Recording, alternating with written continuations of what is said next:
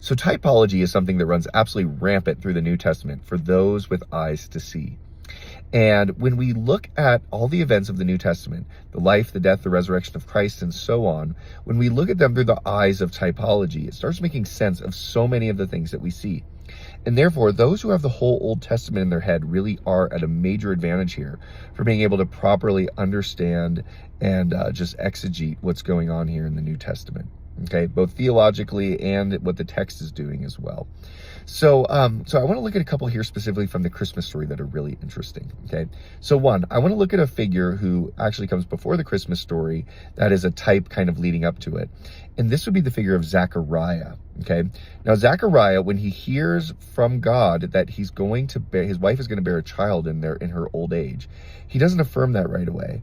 And who does this sound like? Sounds a lot like Abraham to me. That Abraham and Sarah hear that they're going to have a child. They laugh. They name him Isaac, which means laughter in Hebrew. And so you've got kind of this Abrahamic type in the Christmas story preceding it. Okay, now none of these types are going to be one-to-one, by the way, but they're like foreshadowings, and you can see certain elements of their reality in this. Okay, now another one. When Mary goes to visit Elizabeth, what occurs is the baby within Elizabeth, John the Baptist, leaps when she sees Mary and Jesus in her womb. Okay, now what is this akin to? Well, it sounds a lot to me like when King David is bringing the Ark of the Covenant up to Mount Moriah in Jerusalem, and he's dancing, he's leaping for joy. That's what the biblical authors are doing here, and this is the type where it's here.